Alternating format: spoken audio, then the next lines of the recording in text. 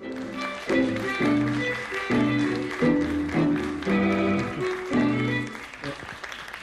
되시나요? 예.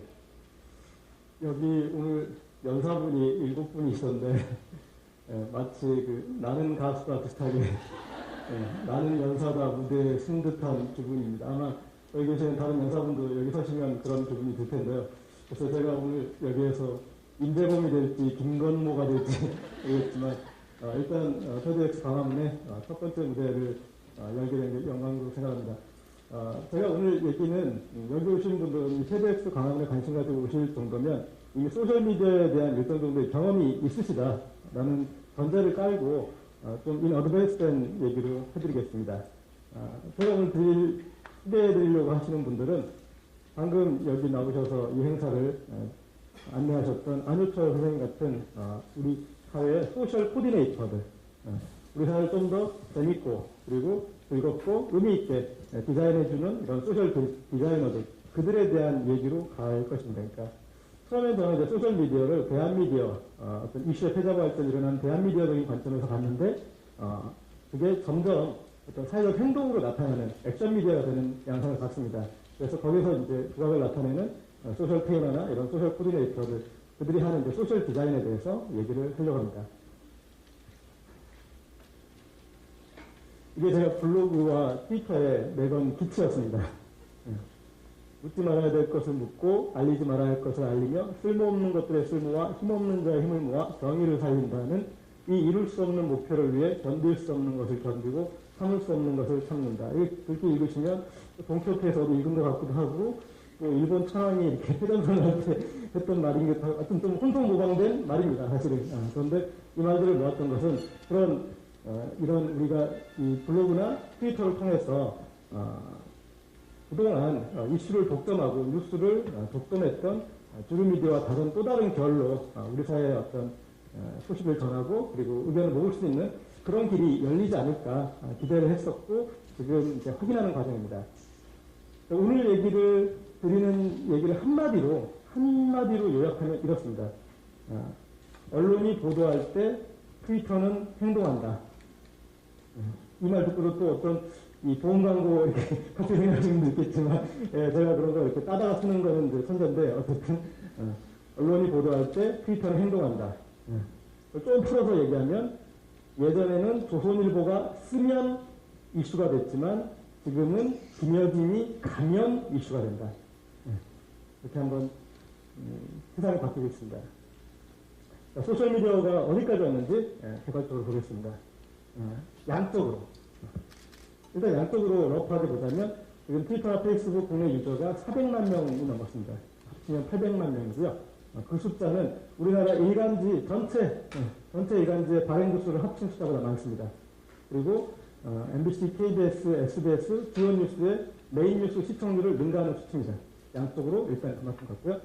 질적으로 어떤 얘기냐면 이 비교 대상이 그전에 공론장은 아고라였죠. 다음 아고라.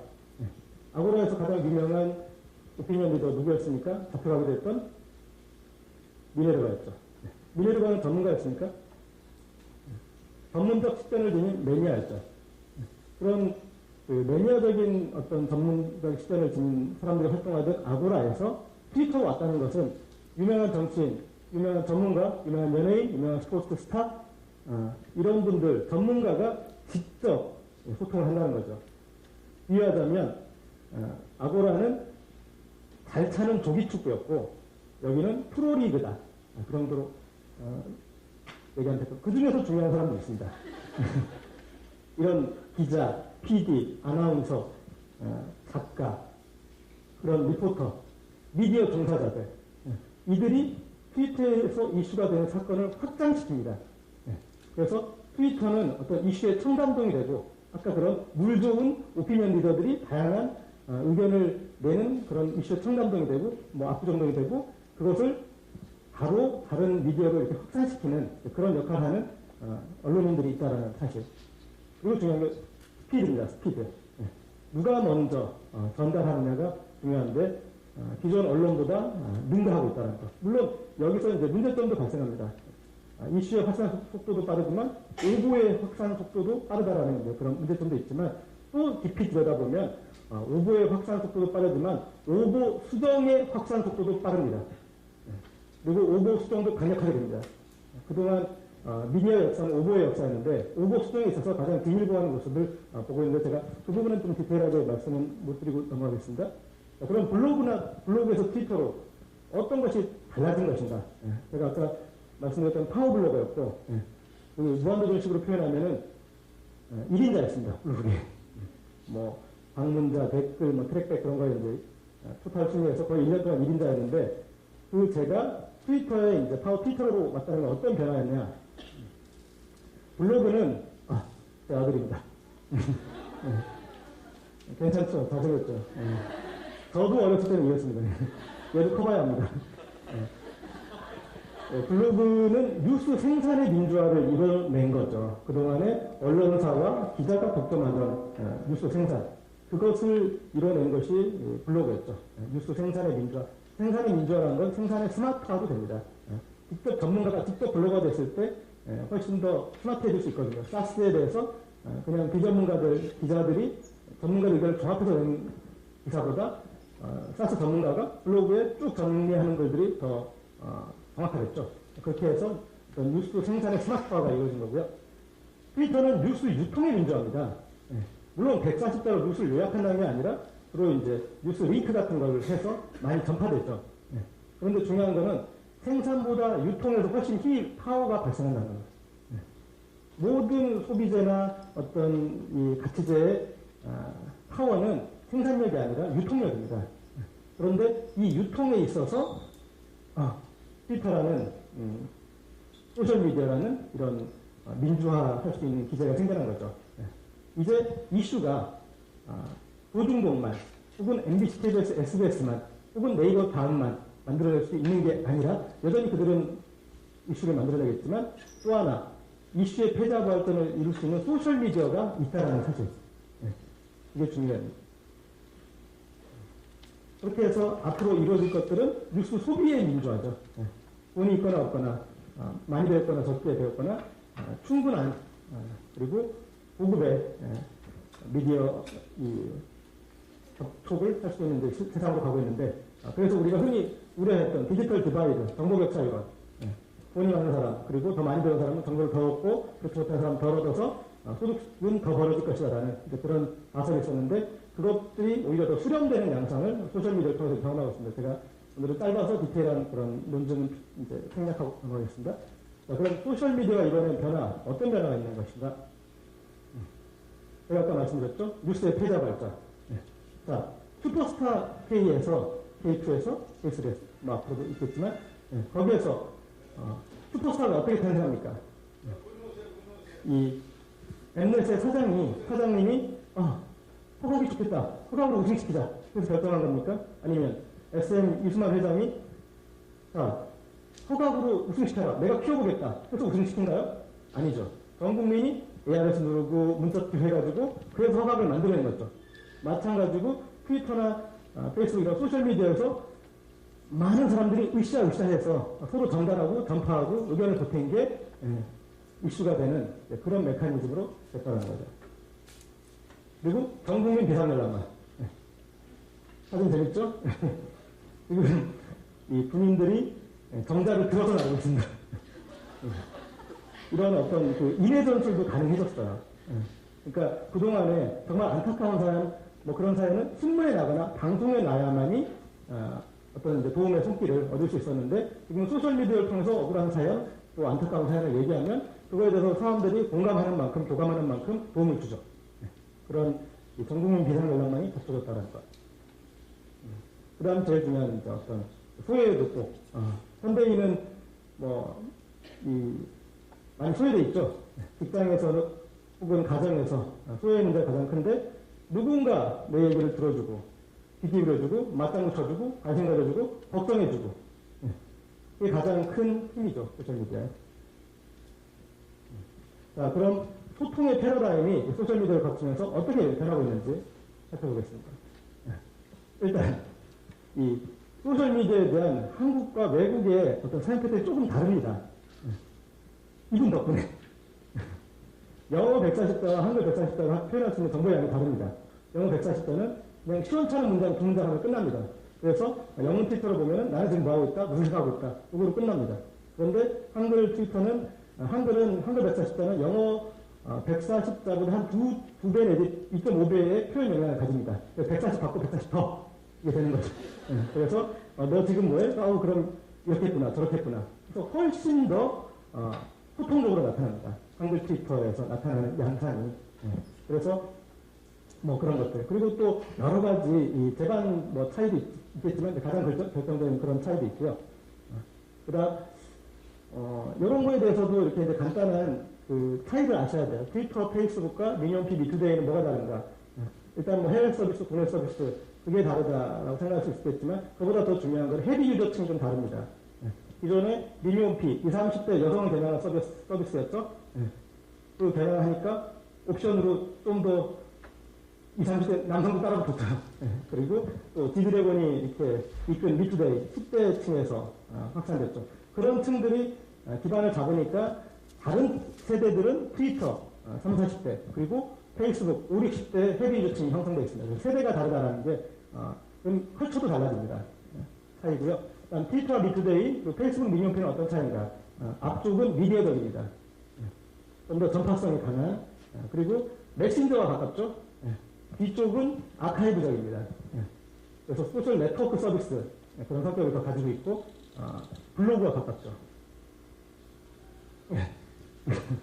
네티즌들 지금 사진 재밌죠? 키보드 앞에만 앉으시면 이렇게 되시는 분들 계시잖아요.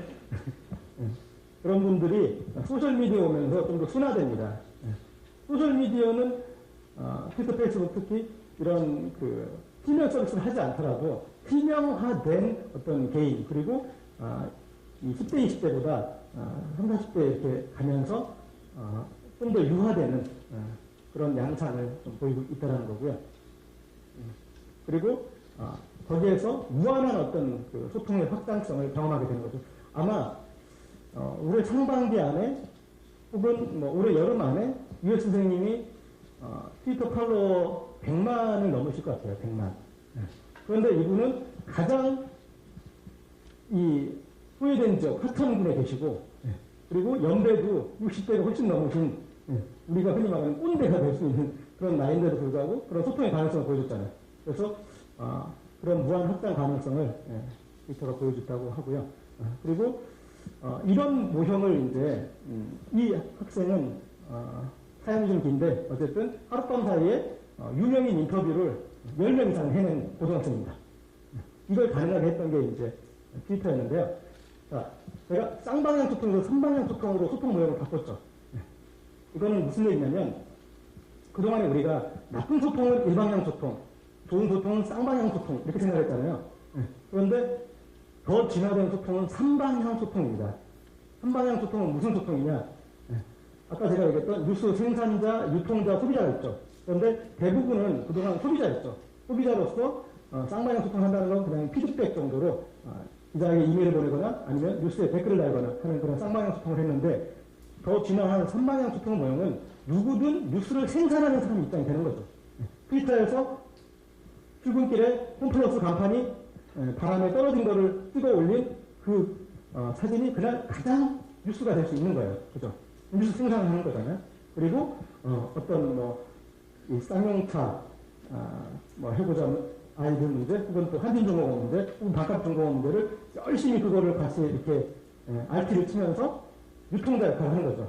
같이 이슈를 만들면 유통자 역할하고 그 다음에 또 계속 받아보는 소비자 역할하고 이 소셜미디어를 통해서 뉴스의 생산과 유통과 소비를 같이 세 가지를 경험한다는 게 그게 중요한 포인트입니다. 그럼 이제 저 같은 기자에게 소셜미디어는 무엇이었는지 일단은 제가 말하는 어떤 입이 커지고 그 다음에 정보를 모으는 귀가 커지는 뭐 그런 디지털 장기와 같은 역할을 했고요. 그 다음에 이렇게 지금 KBS의 기자 PD들이 어떤 방송장악에 대해서 항의하고 그 다음 징계에 대해서 항의하는 뭐 그런 장면인데요. 이렇게 기자들이 억울해졌을 때, PD들이 억울해졌을 때 자기 거를 자기가 기사를 못 쓰거든요. 프로그램을 못 만들고, 그래서 제 머리를 깎는 도구로 소셜미디어가 이용됐다는 거예요. 그리고 기자들의 활발한 사회 참여에도, 왜냐하면 현장의 문제를 보기 때문에 현장에서 가장 필요한 것들도 잘하잖아요. 거기에서 이뤄냈다는 거죠. 자, 그래서 중요한 거는 그렇게 해서 나타나는 소셜 디자인. 우리가 흔히 얘기하는 이제 소셜 테이너들도 등장하게 됩니다. 소셜미디어에서 충분히 우리가 교류하면서 서로 이 사람은 뭐 사심이 있어서 정치적으로 성공하려고 그런 일을 하는 게 아니야. 그리고 어떤 수익을 얻으려고 하는 게 아니야. 뭔가 사회를 밝게, 좋게, 의미 있게 만들기 위해서 이런 일을 해. 했을 때 사람들이 같이 동참하면서 뭐 김여준의 날라리 선배부대가 아니죠. 날라리 외부세력이었어요. 잘못 써봤네. 그리고 박혜경의 레몬트리 공작단 이런 것들 해서 다양한 사회참여 활동을 같이 해서 할 수도 있죠. 여기 뭐 박진희 씨 같은 경우에는 요거 이제 투표 참여 인증 크셨거든요. 그래서 투표도 독려하기도 하고. 그러면 여러분들도 해볼 수 있다. 이렇게 하겠습니다. 저도 해보고 있습니다. 산책 콘서트. 뭐냐면 서울에 있는 산책로를 같이 걷고 거기에서 뮤지션을 한번 모셔와가지고 산에서 자연이 만들어준 무대에서 같이 공연을 하는 거예요. 그러니까 그런 무대 가보면 이 무대는 만드는데 100만 년 걸렸습니다. 얘기합니다. 바위 위에 그 바위의 뭐 역사만큼 그 무대의 역사가 긴 거죠. 그런데 이제 그런 활동도 하면서 뮤지션들과 직접 이렇게 소통의 대응도 하게 하고, 그 다음에 또 기자회책도죠. 이거는 이제 지금 앞으로 할 사업인데, 좀 소외된 지역에 책을 통해서 같이 소통하면서 할 수 있는 그런 프로그램도 하는데, 이런, 마녀총님처럼 소셜 코디네이터들이 등장해서, 재밌는 일은 오래 못 갑니다. 제가 트위터나 페이스북에서 보면은 재미를 추구하는 모임이 처음에는 흥하는데 오래 못 가요. 왜? 재미없으면 그만하니까. 그런데 의미 있는 모임은 오래 갑니다. 재미가 없어도 의미가 있기 때문에. 그 다음에 의미라는 재미가 훨씬 더 크기 때문에. 그래서 지금 이 의미로 가고 있는데, 여러분들은 지금 이제 사회복지 의미 있는 일을 하는 분들이 많으시기 때문에 거기에서 같이 재미라는 요소까지 주면서 소통하면서 재미있는 그 사회의 어떤 디자인을 내놓을 수 있기를 기대하겠습니다. 감사합니다.